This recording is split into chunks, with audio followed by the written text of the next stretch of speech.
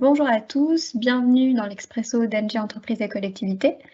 Je suis très contente de vous retrouver dans ce nouvel Expresso pour vous parler du décret tertiaire et de nos solutions pour vous accompagner à répondre à cette obligation. Et pour en parler, je suis accompagnée de Christophe Pitino, qui est Energy Manager chez Engie. Vous avez un chat à votre disposition, donc n'hésitez pas à nous poser toutes vos questions. On y répondra à la fin.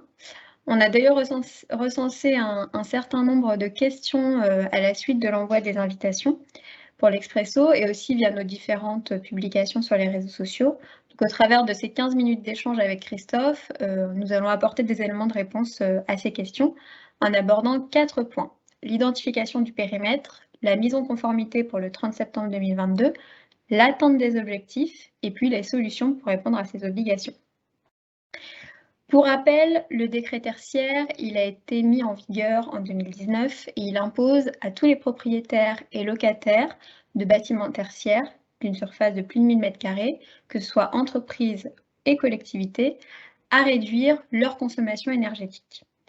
Les objectifs de réduction sont assez ambitieux puisqu'ils devront atteindre moins 60% d'ici 2050.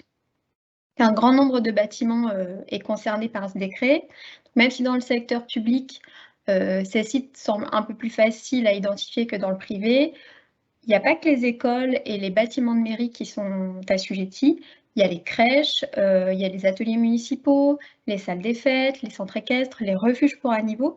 La liste est assez longue. Et puis pour les bailleurs sociaux, même si les logements ne sont pas concernés, vos sièges sociaux ou vos bureaux le sont. Donc, dès lors que le bâtiment abrite une activité tertiaire et une surface supérieure à 1000 m², le site est assujetti. Merci Justine pour cette précision. Mais qu'en est-il des surfaces pour les bâtiments qui ont une surface de moins de 1000 m² ou alors en situés dans une copropriété ou même sur une même parcelle cadastrale? Effectivement, Christophe, c'est important de le préciser. On parle de bâtiment puisqu'on travaille dans le cadre du décret tertiaire par bâtiment, mais il faut tenir compte de la notion d'unité foncière. Par exemple, on a une crèche dans une copropriété qui est inférieure à 1000 m², mais à côté de cette crèche, on a une agence bancaire et des bureaux sur le dessus. Si la totalité de ces 3 bâtiments est supérieure à 1000 m², alors votre site est assujetti. D'où la difficulté parfois de cette étape de définition du périmètre, c'est quand on se retrouve avec des surfaces inférieures qui finalement le sont à cause de l'unité foncière qui, elle, va être supérieure à 1000 m². Donc, c'est notre rôle chez Engie, en vous accompagnant sur le décret tertiaire, que de vous aider à la définition de votre périmètre.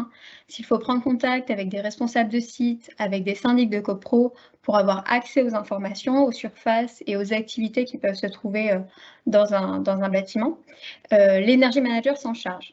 C'est vraiment l'étape clé qui permettra d'amorcer une véritable démarche pour répondre au décret tertiaire. Et c'est important d'effectuer ce travail maintenant. Christophe, la première échéance du décret, elle est au 30 septembre 2022. Que faudra-t-il faire d'autre une fois que cette définition du périmètre aura été faite pour se mettre en conformité au 30 septembre?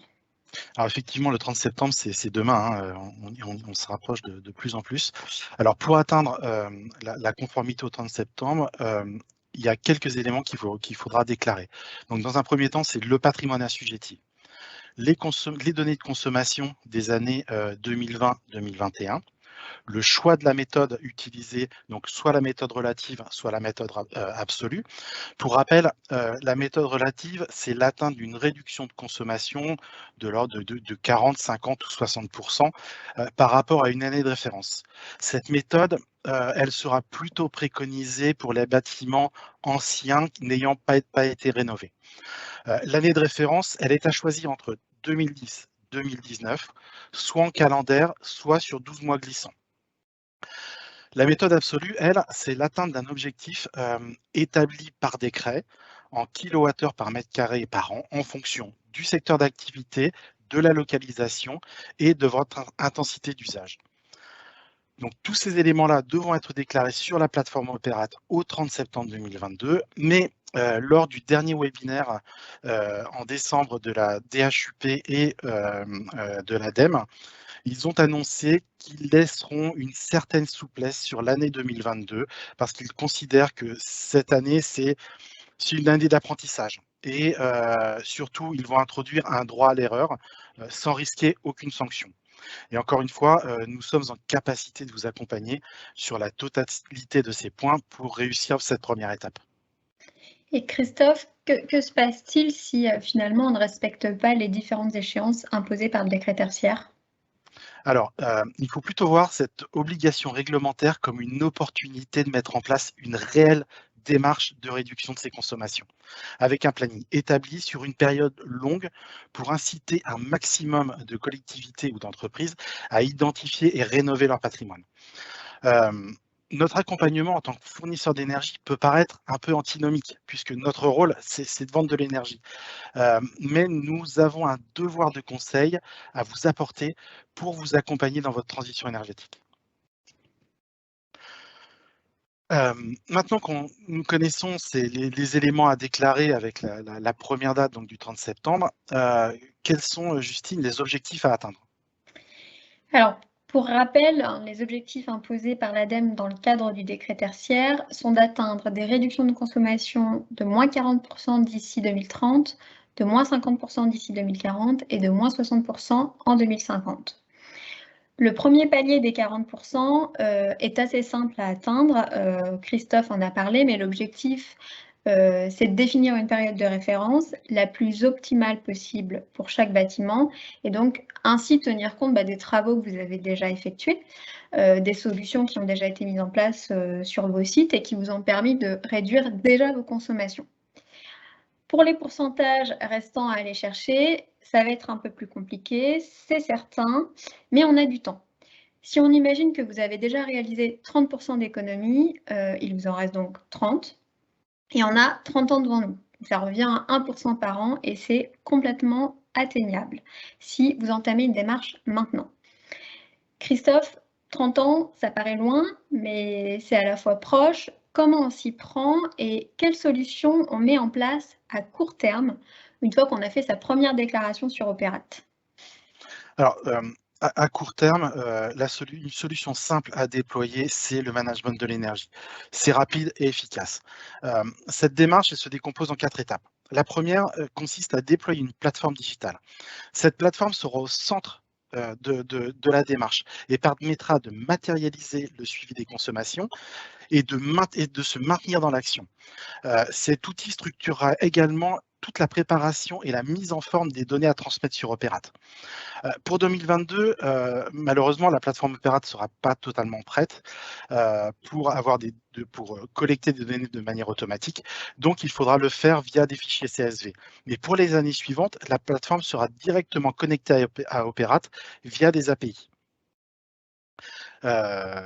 La seconde étape consiste en une revue énergétique, c'est-à-dire identifier les actions déjà réalisées, réaliser des audits énergétiques si nécessaire et rencontrer l'ensemble des parties prenantes pour définir les contours du projet.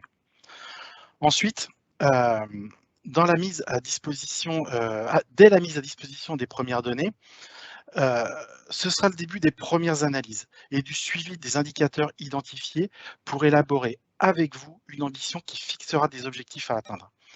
Les sites seront classés en fonction d'indicateurs qui permettra de les hiérarchiser. Les actions à mettre en place seront elles aussi classées en mettant en parallèle les objectifs à atteindre et les investissements à prendre en compte. Enfin, le management de l'énergie permet un suivi dans le temps, de suivre dans le temps le déploiement des plans d'action pour s'assurer d'être à l'heure au premier rendez-vous de 2030, tout en surveillant les éventuelles dérives et en lissant les investissements nécessaires. Merci Christophe.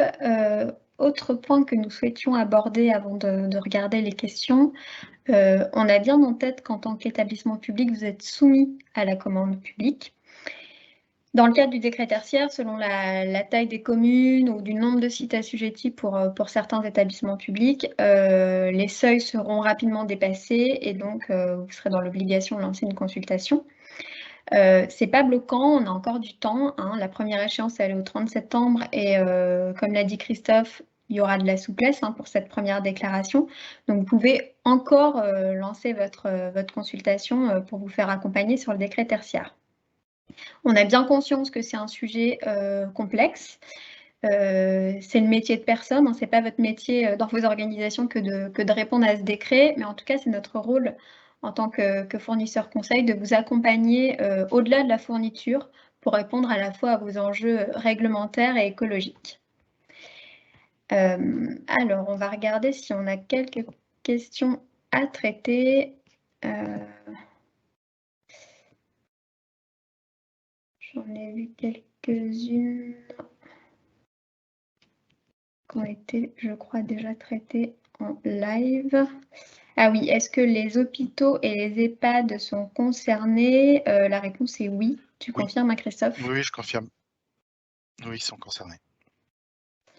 Donc oui, les établissements sont bien concernés. Et effectivement, je vois aussi des questions sur à qui s'adresser pour être accompagné. N'hésitez pas à prendre contact avec vos responsables commerciaux sur le sujet.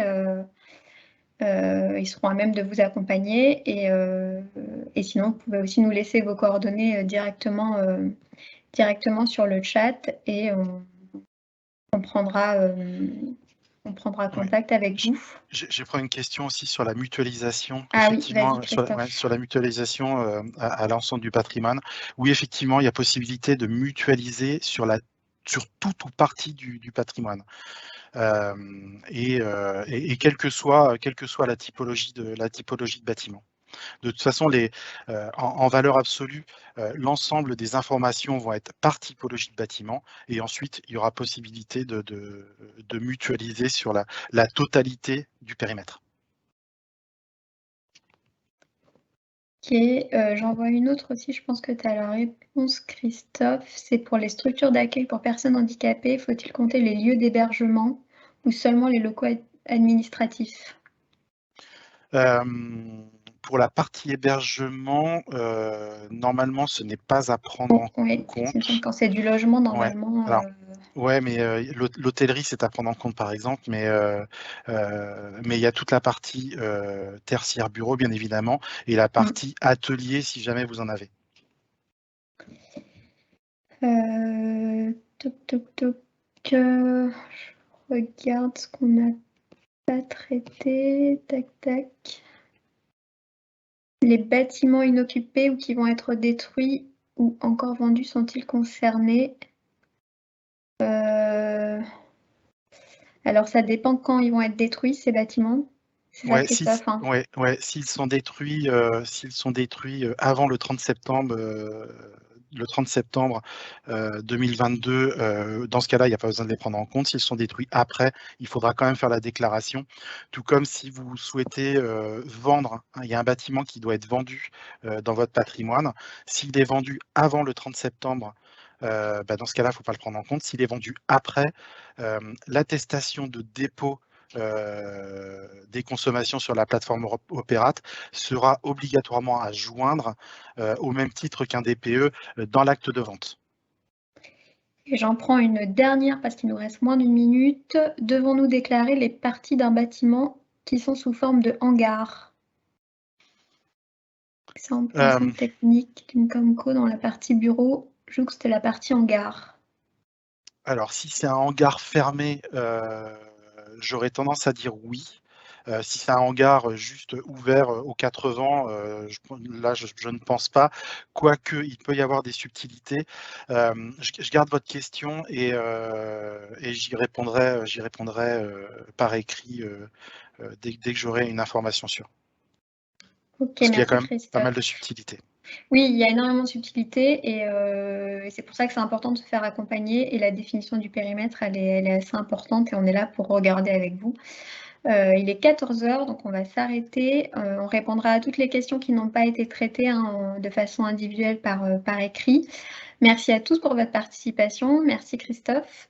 Merci beaucoup. Il y aura un autre expresso sur le sujet mardi 14 juin. Cette fois-ci à destination des clients privés, mais voilà, si vous souhaitez y participer, ce sera sur le même créneau. N'hésitez pas à nous demander pour qu'on vous envoie une invitation. Merci beaucoup, très bonne Merci journée beaucoup. et à bientôt. Merci beaucoup, au revoir.